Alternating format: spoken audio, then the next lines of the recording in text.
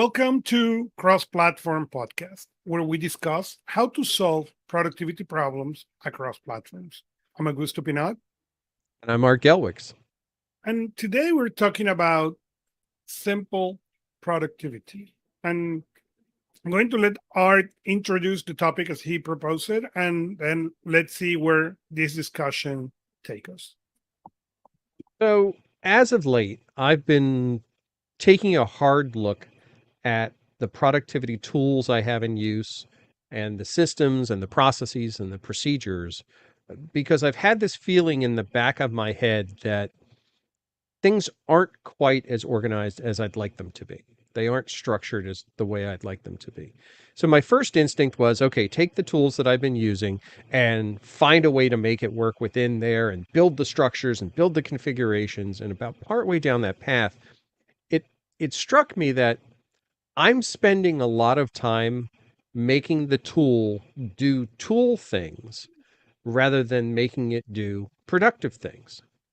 And always as a curiosity person, I started to track how much time I was doing in administering the tool and moving information around in the tool so that it would be useful, as compared to actually doing something with said information. And it worked out that that administrative component was much larger than I expected it to be. Not unsurmountable, but it was bigger. I didn't realize I was spending as much time. And for reference, anybody who's been following us as of late, I've been using Notion quite a bit for my tool management. And if you look at Notion communities, this is a common complaint of Notion as a platform is that you can spend hours and hours and hours manipulating the environment, but not actually doing any work with it. Mhm. I mean, you build dashboards, you build configurations, you build databases. You can literally make a career out of just fooling around inside the tool without actually doing anything with the information, which is not the purpose. It's not really the practicality of it. So then the question came to mind, okay, am I using a tool that is too big for what I need? Is it possible? Is it possible to have tools that have too many features and too many functions and are just oversized for the task at hand? Yeah, and And then I'm that's no, sorry, go ahead.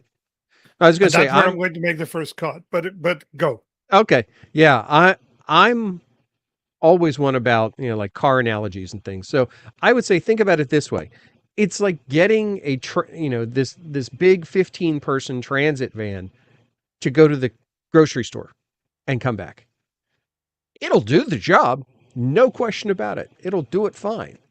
But is it just unnecessarily large and cumbersome to execute the task at hand? So at that point, I started saying, oh, okay, maybe it is. Maybe the things that I'm doing are too big. Have I looked at tools in the past and used tools in the past that felt like they weren't big enough, causing me to move to these larger platforms? And maybe I looked at them the wrong way. So I said, all right, I'm going to back things up. I have an application that I've used a lot in the past, and I'm going to start using it as the core and see if I trip over that perceived limitation again. The tool is an application called Workflowy. It's a great outlining tool on the web. So I started rebuilding things into that, and I noticed right away the rebuild process was very quick. I was able to create the structures I needed. I was able to move information around, and I was able to search for information very rapidly within the application itself. There are a lot of functions that are in Notion that are not in Workflowy. So my concern was, am I going to miss those? And honestly, I have to say, pretty much across the board, I have not. I have not found functionality that I have not been able to come up with an alternative way to handle it. So this is why I posed this question as our topic for today. So, Is it possible to have something too big? mhm. and and I want to start answering the question as you were saying that. Let me say that my first car was a Volkswagen Beetle, and I was convinced that that was a 15% ban. Okay, I load that thing and put on that thing more than was designed or humanly possible, at least believed. Anyways, what you're describing came to me, or a similar idea came to me when I got the first iPhone. Okay. Before the iPhone, my world moved on a Palm Pilot. Okay. I could do on that Palm Pilot more things than what people were possible or what people will do on their PCs. I had named accessories. I have. I could connect to the network in my master, okay, where people could not connect their own personal laptop with network capabilities. My Palm Pilot connect. Okay. The modem I had. I could do, I learned how to hack the operating system. So when the Palm Pilot came with colors, okay, and the colors calendar didn't came to my model, I learned how to hack that so I could have the new versions of the calendar application. I spent, I like the term administrative hours, a lot of administrative hours in that system. But at the end of the day, as powerful as that was, it was a hole for me and my productivity. When I moved to the iPhone, I got suddenly into a problem. The first iPhone did not have applications, so did not have a good notes, did not have a good task. So I really struggle when I make the change. Okay, and I make the first iPhone change for a couple of reasons. One, I had a trio, and my job at the time required a lot of phone calls. It was around 35 to 4,000 minutes on the phone. Okay. And you may remember at that time here in the United States, you pay per minute. So it doesn't matter the size of the plan. My phone bill was ridiculous. So changing to the iPhone, AT&T offered you the first unlimited plan in the United States. So for me, it was a no-brainer deal because the amount of money I was going to save in a year paid for everything and more. That said, when I confront the iPhone, I then ask a similar question. Can I survive with this simpler tool, or do I now need to carry the Trio and the iPhone?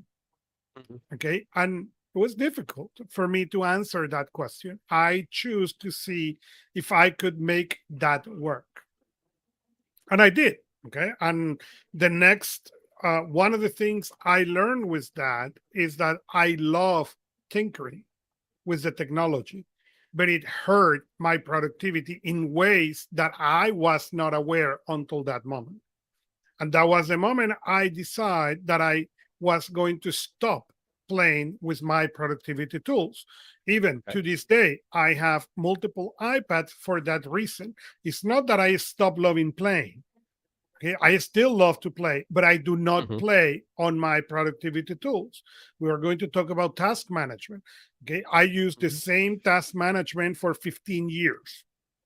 Okay, and just in 2020, I moved. And because complexities on my work, I moved to two different ones. Okay, but I understood that whatever is the tool, I need to stay into that tool, and the simpler I can, the better. So that was the first stage for me. And what I learned is I need a tool that whatever set it does or is going to do, it do it very well. And as an extra bonus, okay, the less it let me tinker of, the less temptation I have. Okay, so when early years back, when people say, well, but Android, you can tinker, when there was that gap, there was a time that it was a gap. Today, they are pretty much the same. Yeah, you can tinker a little bit more on Android, but power-wise, they're very similar.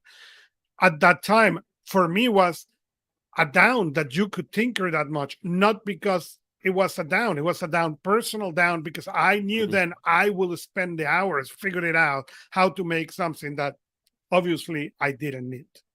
So that was my first issue, or my first time that I confront this simplification. And when I move to OmniFocus, and that's where I live. That's where my world live.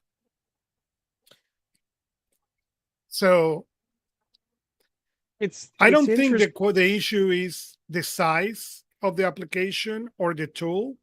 I think the issue for me is I needed to define what were the barriers of what were the limits of what for me. Okay, so maybe that's a better way to clarify it. Not so much the physical size or the virtual size of the application, but the number of toys it provides in your sandbox. Because when we think Mhm. about applications, specifically on mobile devices, there's really two groups. There's the groups that are singular applications, your task manager, your calendar, I mean, your notepad. Those are very specific purposes. They don't cross a lot of lines. Then you have applications that try to be multiple things. They'll do calendar and notes, or they'll do tasks and calendar, or or something. Notion's a good example where it tries to do all the stuff on there. Uh, it's always a back and forth dilemma I find with people as to, can I have an application that does this? And when you give them that application, all of a sudden they want that application to do everything else now too, because that has become their home. And I see this so often. OneNote was a great example of this for the longest time, and it still is. People will go, well, can I put a calendar in OneNote? Can I, create databases in OneNote? Can I do reminders in OneNote? And the answer is no across the board. None of that stuff really works. So even though you have a simplified application that does its job and does what it does really well, you start to ask for it to do much more than it's capable of. And as a developer has a choice, or a product owner, for example, has a choice. What features actually make the product better? What features are meeting true customer needs and user needs?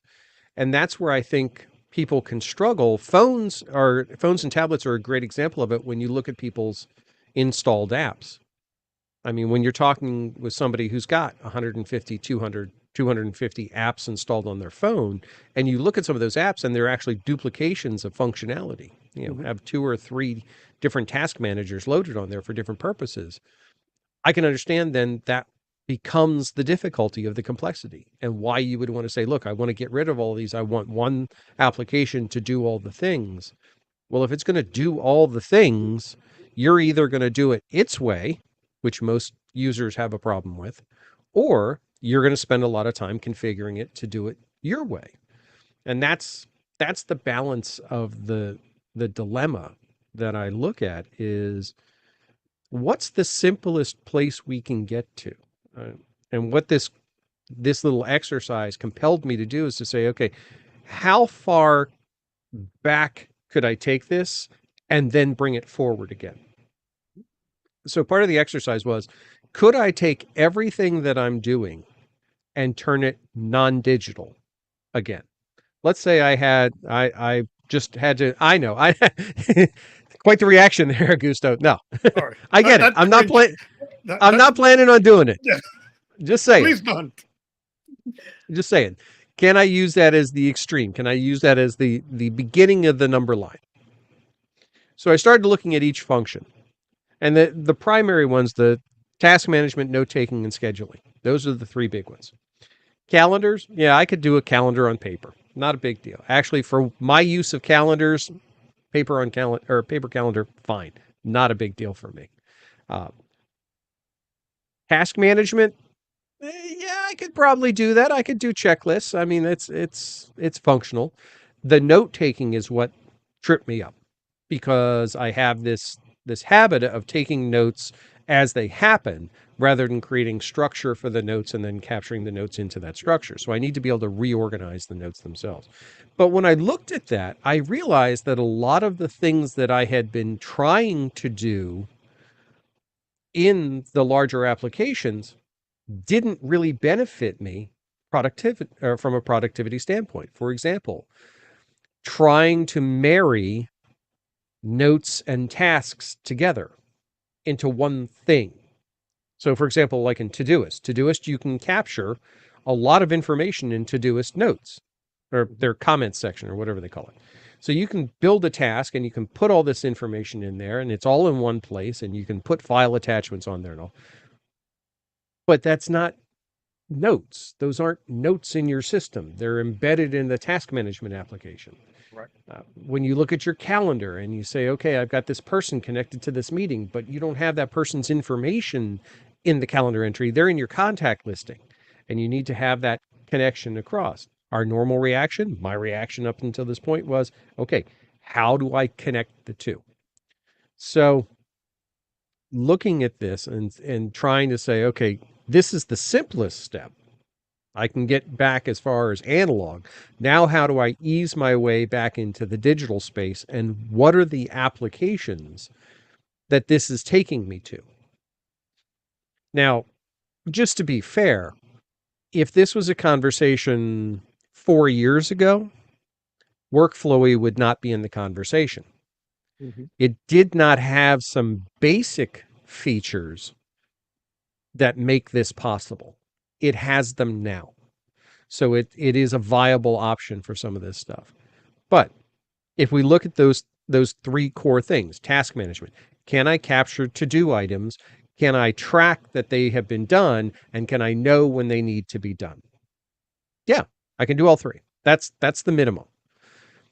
Is it project management? Absolutely not. Is it agile? Is it waterfall? Not even close. I wouldn't even want to try to do any of that stuff in here. There are tools for that. If I need to do an agile project plan, if I need to do a waterfall project plan, excuse me, I'll use the tool designed to do that. And this is the linchpin of the whole thing, I'll link from my basic system to that tool. Right. The decision point for me, kind of the light bulb moment, was when I realized I didn't have to have everything in my basic tool, but I had to have it accessible from my basic tool. So I would know where it is. So for example, if I created a mind map, I enjoy doing mind maps, not even so much from a productive standpoint, but just from a creative standpoint and a brainstorming standpoint. I can't embed those mind maps easily into the applications I have, but honestly, I don't need to. Mm-hmm. All I need to be able to do is go find them when I need it, to link it over. And when I made that little step, that little connection, again, that light bulb moment kind of sprung and was like, well, wait a minute. Why am I spending so much time trying to get everything in here?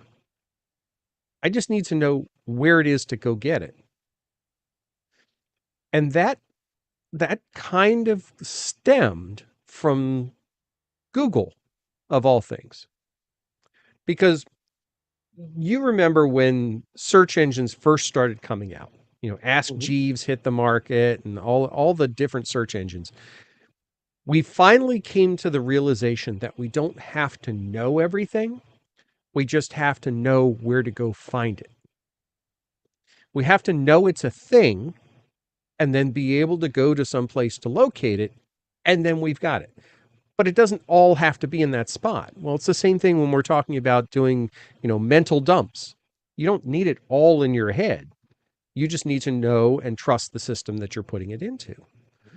So when I look at these big systems, I start to wonder, are we putting our trust in a tool that maybe is just too much? It's too heavy duty. And I have that little mindset that keeps coming back, that nagging feeling, well, what if I have to change tools? And that's happened to us. I mean, what's the last major tool that you've used that got shut down on you? For me, SpringPad was one in the past, 10 years. I used it heavily while it was out there, and then it got shut down. Tools like Google Reader, heavily used. Google Reader Yeah. was a big one. Feedly is Heavily good, but used. it's not Google Reader. Yeah, It's still heavily today. used and went away. So when I look at these really big tools, when I look at something like a Notion, for example, I keep going back to the question that you and I always pose to people. How do you get your information out of it? Well, and and sometimes, that brings or comes into a different way. And that's what happened to me after 13 years of OmniFocus. My my roles change, my work change, and I begin require or having different needs. And I loved OmniFocus, and it was a great. We had a great 13 years run, but I begin. I turn myself into a NOSBI expert. I have now clients. I help small companies managing their implementation of NOSBI. I do training. So NOSBI then turn into a tool that I use with clients for support, etc. And then my business also grow that imply other people came to do jobs, contractors, and other things. And OmniFocus then turned from be a tool that was great to a tool that could not collaborate, and therefore I could not communicate. Mhm. And it produced the different problem, but at the end, what's the problem? Okay, I had 13 years of information into that thing. How you export it? Okay, it was a massive work because even when Nusby offered things and Todoist offered things, I needed to went back and redefine what I was looking for before moving. And I needed to move project by project, task by task, reference by reference. So it is 13 years. It is like moving out of a house. Okay. It was that level of project. Okay. I needed to pack, delete, store, go to print some stuff in PDF and Mhm. send it to long storage. So the criteria for me changed for I needed communication. And because of the complexities, okay, I needed to have that communication in as many places as possible and as far as possible from email, text message, and WhatsApp. Why? Because the problem with those technologies are especially WhatsApp, Telegram, and the kind is there is no inbox.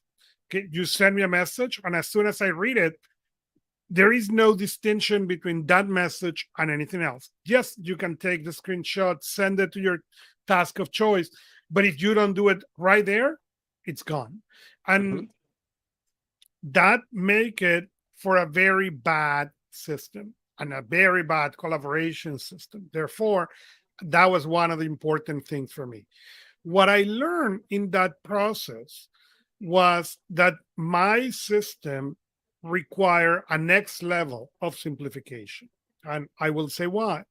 As a productivity coach, as a productivity consultant, as a productivity expert, I'm used to move at a certain speed. Okay. And there's things that I do that are done at a certain speed. I'm very good at collecting. I always will need improvement in processing, but collecting, I'm ridiculously good. And Okay. and I understand part of the collecting and organizing is the volume, okay? But I am at collecting. I'm an incredible at that. Have always been. So the problem with that is when you start working with other people, okay, you are awful to work with, okay? Because until you identified that not everybody, okay, is good at collecting or collect at all. Okay, you are the nagging voice who comes to every meeting and say, "Did you have an update for this? Where is this?" Or you're doing that via email. You are a pain. So I needed a system that will allow me to grow this in a way that I was not a pain. Mhm. And when we are on a visual environment, doesn't matter if it's video, doesn't matter if it's personal one-to-one, and or you said, "Hey Augusto, where is this?" I can see your voice, your tone, etc., and make a decision how that message is communicated to me. When that is a text or even just voice, that is out of the window.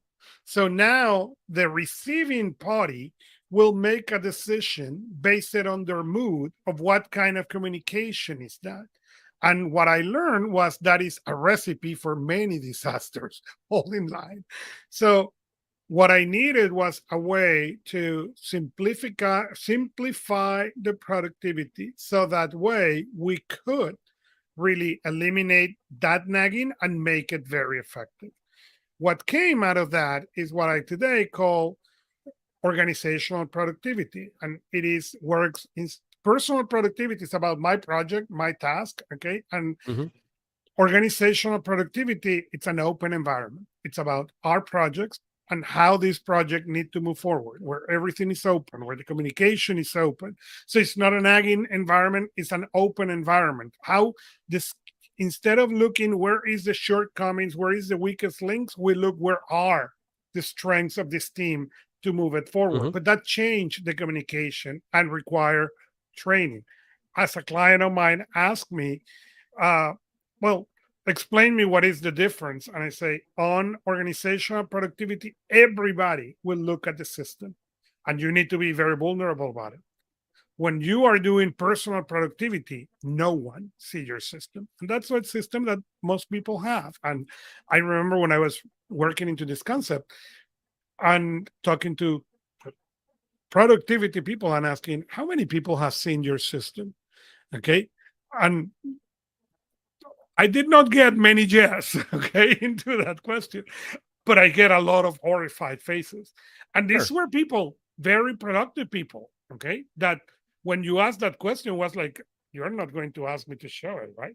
No, that's one of the big difference.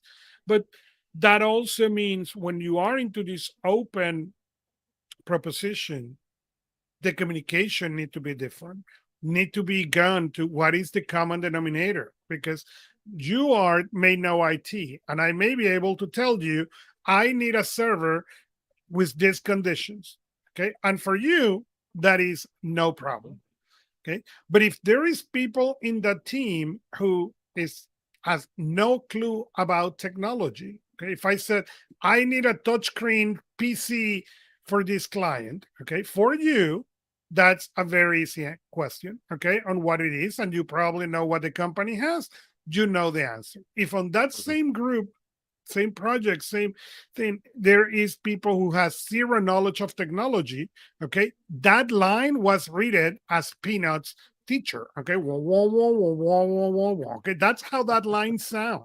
So the problem is if that is the finance person who need to approve that purchase, Mm-hmm. okay, that person is never going to approve that purchase because they don't understand what they are buying. So that communication need to happen at a much different level so the common denominator understand what it is, and then the communication can be effective, then the communication can be asynchronous, and then the projects will move forward. But that require, again, being able to look at that and simplify so you can reach those levels. It's interesting that you threw out, because I made a note here talking about the lowest common denominator, and you threw out the same term there. And thinking about it from an organizational standpoint, when I've done work with corporations, when I've done productivity transformations and change transformation management, one of the things that more complex tools from an available feature set measure provide is the ability to reach that lower common denominator. So when you take a tool like a Notion or a SharePoint, for example, there is more functionality available for you to bring to bear to create an environment that more people can interact and relate to. Mhm. Personal productivity environments are actually approaching the problem from the opposite direction. When you look at applications, and I'll give a better example of it, where people view Google Mail versus Microsoft Outlook. When you look at Google Mail, it's fairly simple. Gmail is a fairly simple application for all intents and purposes. Mhm.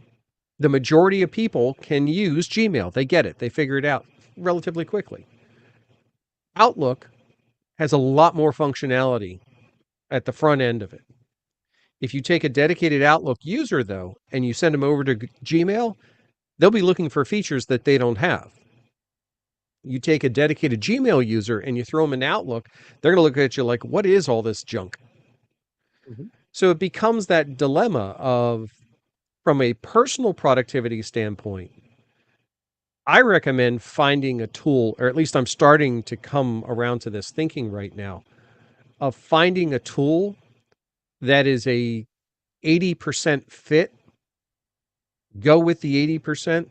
Don't try to find something that has 125% of the functionality you need unless you're willing to dedicate time to the care and feeding of that tool. That tool is going to become a productive task, not just a complement to your productivity. But on the collaboration side, organizationally, yeah, the larger application suites, the larger application platforms bring to the table a set of functionality that allows you to define and configure an environment and a tool set that more people will be able to directly relate to, rather than each person defining their own. And that's where you get into, at least organizationally, I found you get into problems, is when people will take something that somebody else set up and try to implement it for themselves.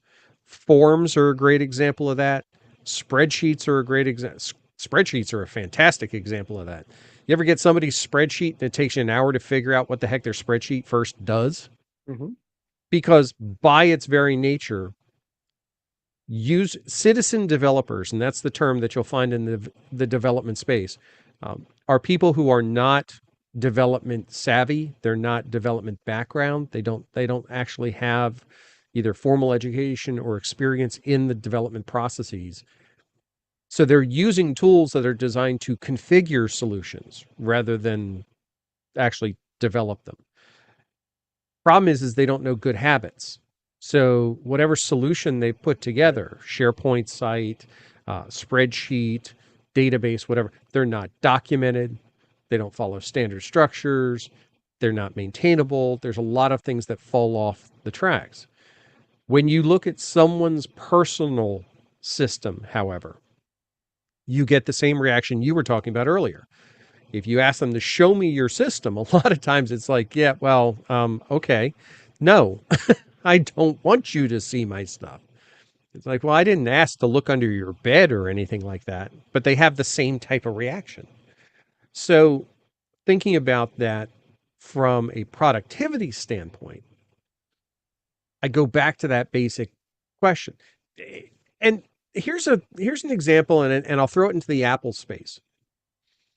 What is the most popular note-taking tool on Apple phones? I will say it most likely be Notes, iPhone Notes, Okay, why?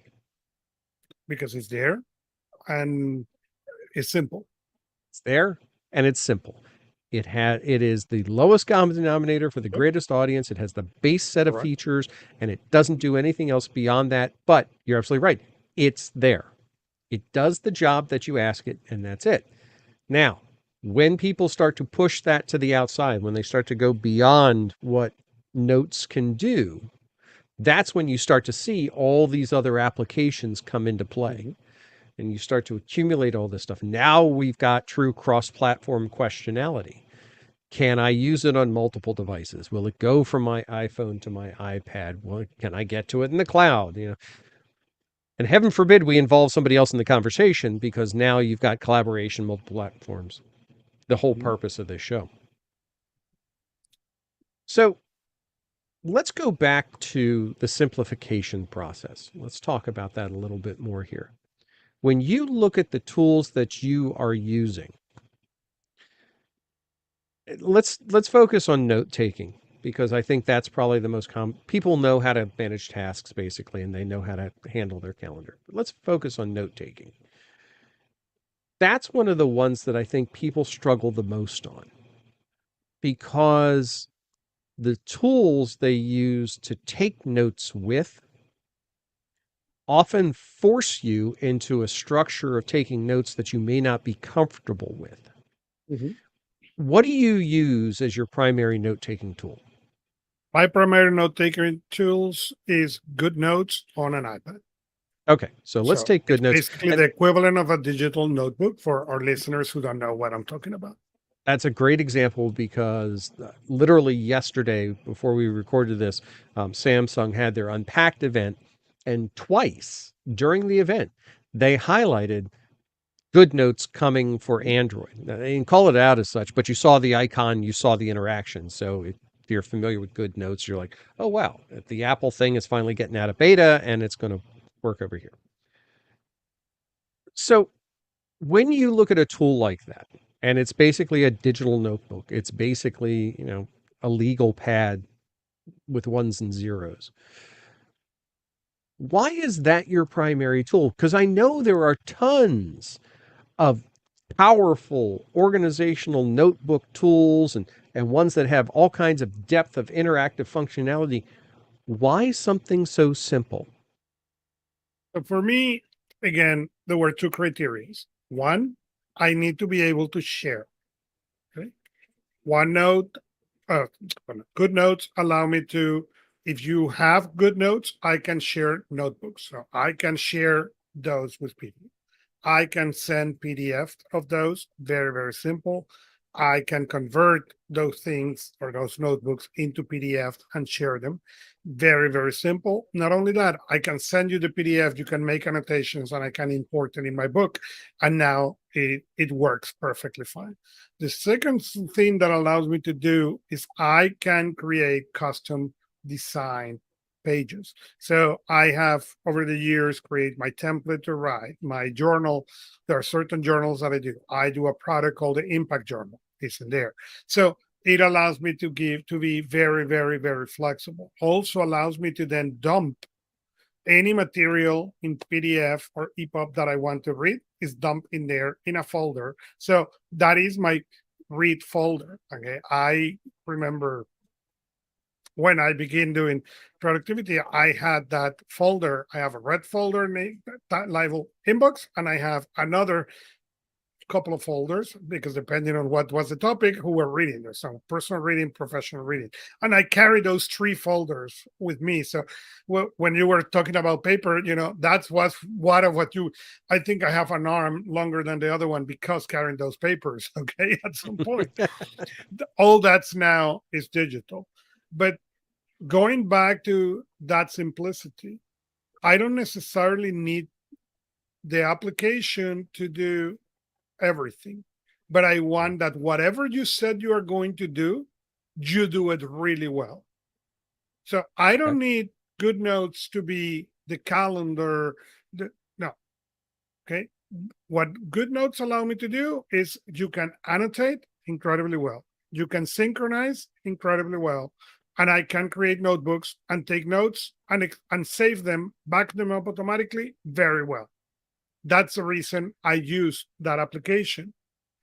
So when you ask me about the task application, you didn't, but I'm going to go there anywhere. Why I picked the application that I picked? Because I've been asked that question. You are a NOSBI certified teacher. You teach NOSBI. You maintain systems in NOSBI, but you use Todoist. Why? Mhm. And the reason is simple. Todoist, I use Todoist for a couple of applications. One of them is called Plexi, Pleexy. And Mhm. Plexi is my best friend because it allows me to work with clients on almost anything that they use, and I can integrate it into Todoist. So if my clients use Trello, I can create with them something in Trello and can be integrated in my world. If they use Basecamp, same thing. If they use Mhm. Todoist, obviously, Zendesk, Monday, Evernote, OneNote, and Outlook, okay, all that mark Yeah. immediately can be integrated into my Todoist. So, do that make my Todoist a very complex system? Yes, it is. Mhm. But let me tell you something. That is much more effective than me trying to attack to get to information in 8 or 9 platforms. So Right. it goes That's back to simplicity. Okay. You can work in Asana as a client. Okay. And I will get into Todoist. I can work in my system, and whatever I mark, add, or annotate, it will go back to your system. It has that two-way synchronization. So that power allows me to that simplicity in the productivity that we were talking before. So when we're talking about simplicity, and that is the reason I wanted to bring this, it doesn't mean that the application only do one thing or is a simple setup. It could be a very complex one, mhm. okay, but that make your life easier. Okay, do that means that I can, and I said early on the show, I'm an incredible collector. Processing takes longer. Yes, processing takes longer because when you open Todoist to process, it requires brain power. I cannot process Todoist at 9 p.m. after a full day of work. The brain doesn't work for that. Yeah. Okay. Why? Well, because it integrates 5 systems into there. So all that need to be taken into consideration. And I'm glad you stressed that point because it's something that I wanted to stress as well. It in no part of this am I trying to say that the large tools can't do what you want. Obviously, that's not the case because that's exactly the point of this whole conversation. They can do all kinds of things. And the types of things that we're talking about, like external linking and that sort, simple or large, are functions. You can accomplish this in whatever tool you choose. Mhm. The key to the conversation is to right size the tool. Now, that said, there is a school of thought around having a tool that has functionality that you don't need now, but you may need later. And being able to work within that. And I think that's completely valid. Looking at tools like, like a Notion, there's a ton of functionality in there that at some point in time, it's theoretically possible I could find a use for it. But if I have to go down that far of a mental exercise, it doesn't fit. It's Right. not a clean, simple solution. And that's really what we're talking about is how do you come up with a clean, simple solution? If you want a complex, powerful one, great. Then go look at one of the big boys. Mhm. So And when we when we think so, about the notes part of this, and I'm going to keep going back to the notes because I have found this is where most highly configurable systems kind of fall on their face because notes are so freeform. I mean, we have no predefined structures. mhm. I'll use the example of Notion again. Notion can create pages within its environment, but to really organize notes, one of the approaches is to create a database and then create pages of notes in the database. Yeah, it works, and I know some people that thrive off of that. That to me almost seems like a level of complexity that's unnecessary unless I was setting up a collaborative system. Mhm. Now, as I got my Notion certification, and part of that certification process was going through those exercises as to, how would you do this? How would you do that? And if I had to create a procedural database or a procedural knowledge base, let's call it that, for an organization, and they were using Notion, database all the way. Why? Because I can pull out of that information in different ways for different people to see it, but still use the same center set of information. But Right. for me, it's not necessary because I'm the guy interacting with it. I know how to go get the information that I need. So when we think about all of these different pieces and you think about the tools that you're working with, is there one thing that you wish the tools that you're working with would do better. That it seems that they are they're cumbersome or complicated in some way. And I'll start to give you time to think about it because I'm throwing this question at you. The challenge that I see across the board, at least with the tools that I've been using, is connecting to outside information. There's a lot of effort around getting outside information into a tool. But connecting to outside tools or outside information seems to be a struggle. A lot of them will just do a dedicated link. You create a link and you're good, which is fine, totally works. The problem is within the tool itself, connecting to information. And I think this is one of the things that Obsidian as a tool kind of hangs its hat on. And so same with Rome Research and some of the others, creating those interlinks between information. The solution that I found for my purposes with that is within Workflowy, they have added a thing called mirroring, which is very similar to other tools where if you have a piece of information, just for clarification, anybody who ever looks at Workflowy is basically an outlining tool. Everything lives in an outline. It's all different parts of the same outline. It allows you to mirror one part of the outline to another part of the outline, so that if you update one, it updates the other and vice versa. But you can have as many mirrors as you want of a piece of information. So if I have a procedure, for example, like setting up a laptop, and I need to do it for a client, I can just mirror that procedure to that client's note for that particular day that I need to configure a laptop for them. I have access to that procedure right away. The upside, and this is what I think made the biggest difference for me, is if I alter that procedure on that day, that altered procedure is now current for every other place I've used it. So I always have the most recent and the single point of truth is the phrase I'm looking for. Correct. When it comes to my information.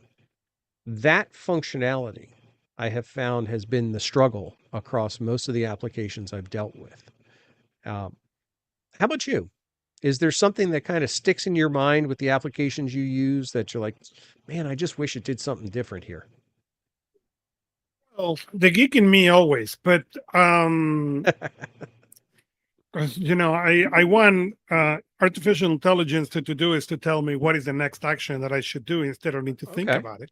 Okay, that would be nice. I could see That is that. not going to happen. But one of the things that I recommend often is learn to use your application. And the reason I said that is a twofold. One is that way you can learn the limitations of your application. Okay. When you use it, you learn how to use it, you can learn the limitations. The second thing is that thing that you are looking for the application to do, how that will change productivity. And that came from that first story I talked about, the Palm Pilot. Did all that hours of, I love this term, administrative work that I use, okay, getting the calendar on the Palm Pilot to show colors really provide me the benefit at that time? Mm-hmm. Okay. And I don't know the answer. I will tell you today. I will, if you give me if tomorrow Apple decide to remove the colors out of the calendar, I will change platforms. Colors are critical for me now. But at that time, I don't know. It was me and my wife. Okay, probably not. Okay, there was one kind of calendar thing. Okay, now I manage kids, schools, projects. It's different because of that. But also, one tend to go into the dream thing. Oh, I would love for this software to do this or that. I want my iPad to do 7 days of battery, okay, and being lighter than what it is. Mm-hmm. But it's really something that I need, or is something that I'm using as an excuse not to use the tool to the fullest, not to learn the tool to the fullest. Okay, I live in OmniFocus for 13 years. It Hmm. was OmniFocus perfect? No. Okay, but what that forced me to was to learn to use OmniFocus on ways that, you know, most people didn't. Before that, I live on Outlook and I learned how to use virtual basic, okay, things so Outlook could do for me things that Outlook didn't do. Hmm. Okay, so I was able to do VBAs to run.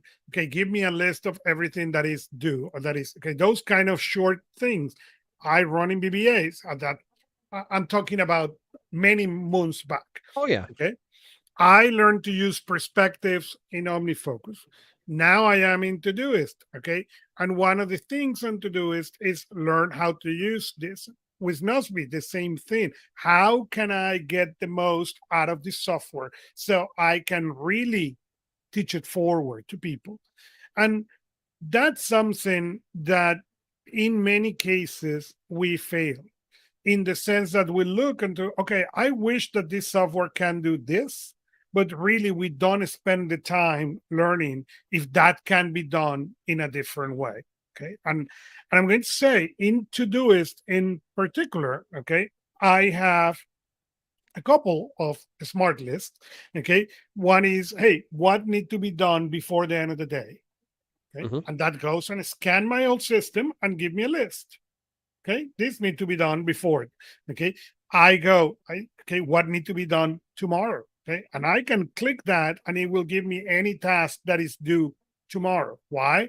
Because I need to know what is the bandwidth that I will have to add or not add more things. Okay, what is overdue this week? Because let's be honest, okay, it could be Thursday as is today.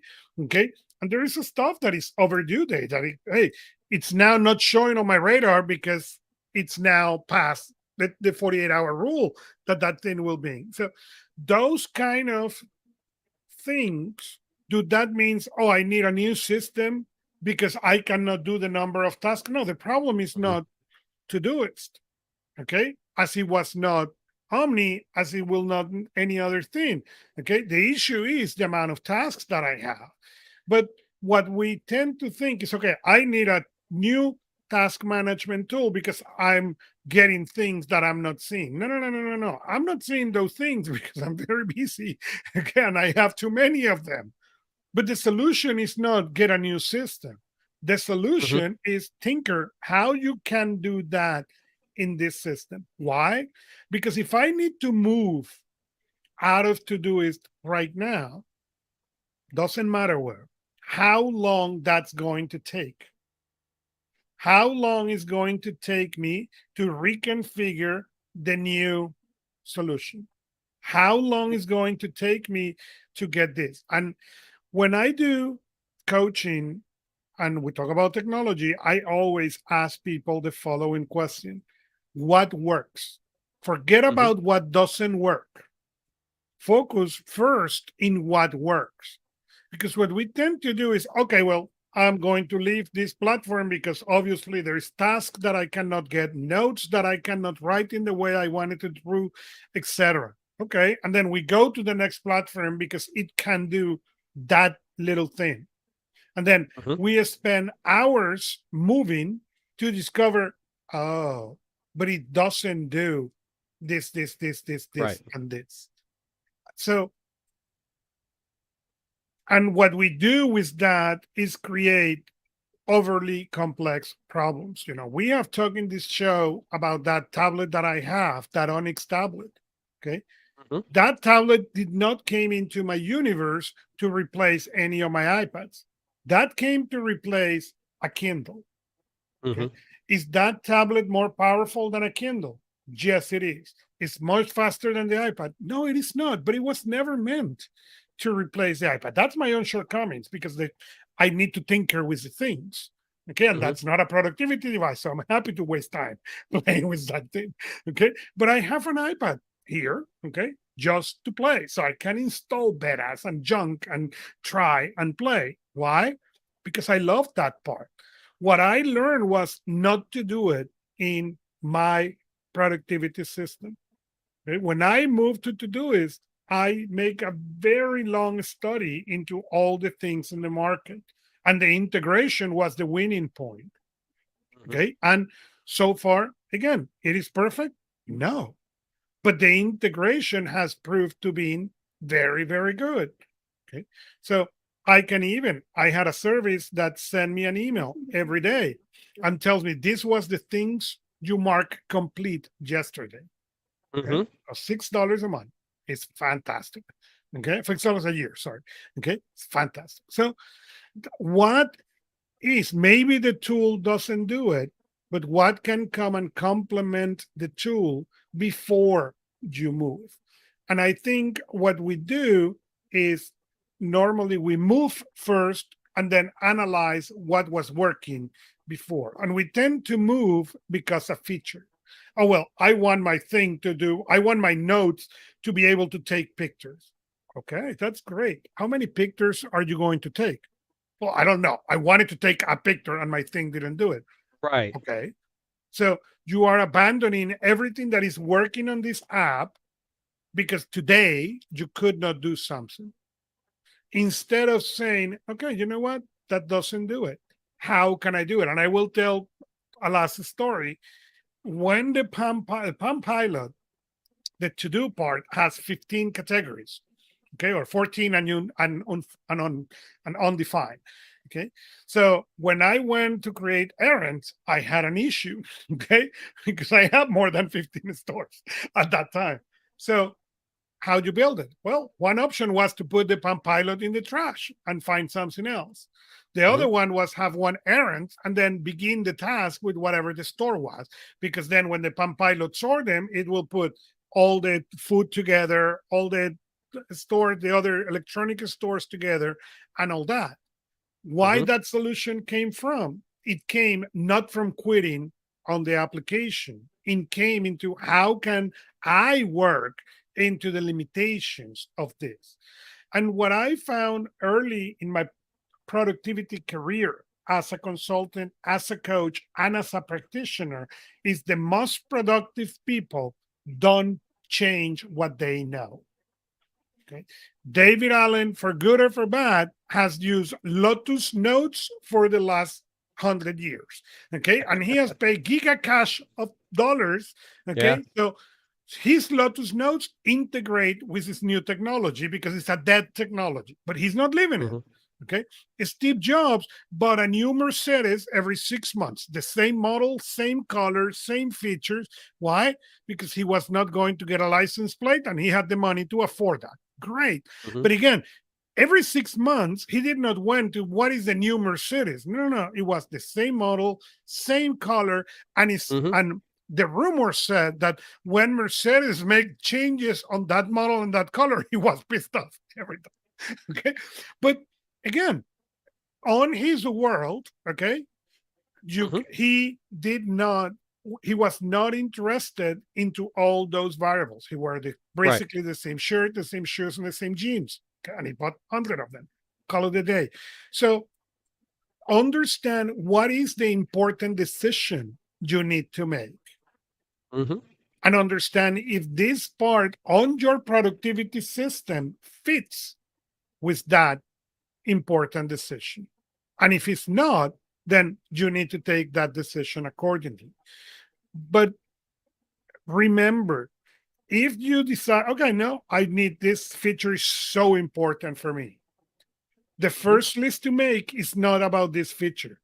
It's about what works.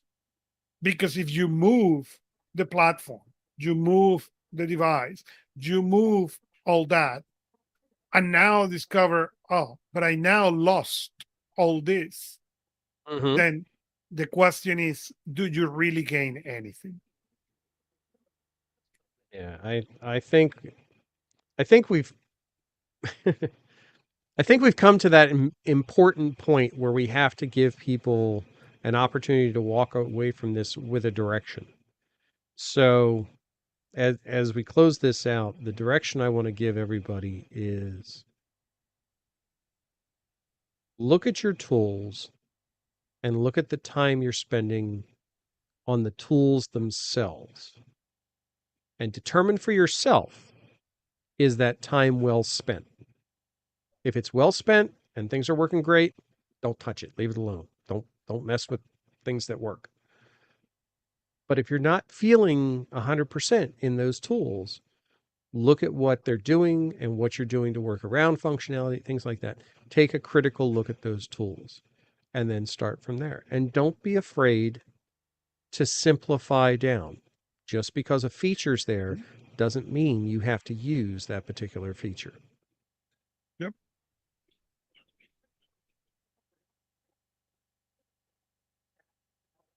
All right. Shall we pack this in? Well, I think we need to pack this in. So follow us where you like to listen to podcasts, like us, or subscribe to us and leave us a review. You can also interact with us in personalproductivity.club. We have a channel there. You can come interact with us, ask questions, and more. We are Gus Tupinat and our Weeks, and see you next time from your favorite device. Thank you.